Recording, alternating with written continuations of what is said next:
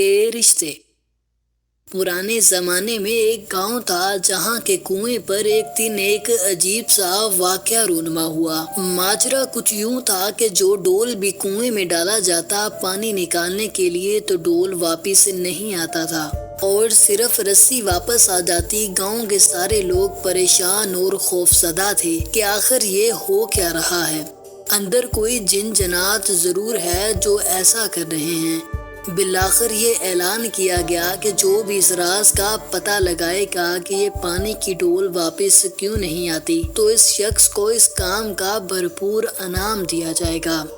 ایک نوجوان نے جب یہ سنا تو اس نے کہا کہ مجھے انعام کی کوئی لالچ نہیں، میں یہ کام گاؤں کے لوگوں کو اس مصیبت سے نکالنے کے لیے کروں گا اور اپنی جان کو خطرے میں ڈال کر اس راز کا ضرور پتہ لگاؤں گا، مگر میری ایک شرط ہے اور وہ یہ کہ میں کنویں میں اسی صورت اتروں گا جب رسا پکڑنے والوں میں میرا بھائی بھی شامل ہو۔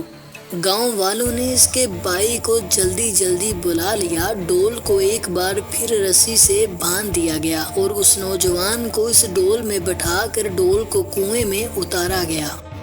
جب وہ نوجوان کنویں میں اتر گیا تو اس نے دیکھا کہ کنویں میں ایک بہت مچھندر قسم کا بندر بیٹھا ہوا ہے جو ہر آنے والے ڈول سے رسی کھول دیتا ہے۔ اس نوجوان نے اپنی جیب کو چیک کیا تو اس کو گڑ مل گیا۔ اس نے جلدی سے وہ گڑ بندر کو دیا۔ یوں بندر اس نوجوان سے مانوس ہو گیا۔ نوجوان نے اس بندر کو کندھے پر بٹھایا اور نیچے سے زور سے رسا ہلانا شروع کر دیا تاکہ اوپر کے لوگ رسا کھینچ کر اس نوجوان کو کنویں سے باہر لے آئیں۔ گاؤں والوں نے رسا کھینچنا شروع کیا اور جو ہی ڈول اندھیرے سے روشنی میں آیا تو گاؤں کے لوگ بندر کو دیکھ کر جو نوجوان کے کندھے پر بیٹھا تھا بہت خوفزدہ ہو گئے کہ یہ کوئی عفریت ہے جس نے اس نوجوان کو کھا لیا ہے اور اب اوپر چڑھ کر سب گاؤں والوں کو بھی کھا لیں گے۔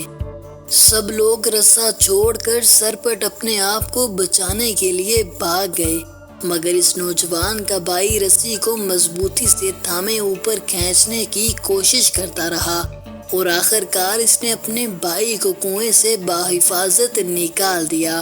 اس نوجوان نے لوگوں کو اس بندر کی شرارت کے بارے میں بتایا، پھر کہا کہ میں نے اسی لیے اپنے بھائی کی شرط رکھی تھی کہ اگر میرے ساتھ کنویں میں کوئی انہونی ہو گئی تو تم لوگ سب بھاگ جاؤ گے، جبکہ میرا بھائی ایسا نہیں کرے گا، اس کو خون کی محبت روکے رکھے گی۔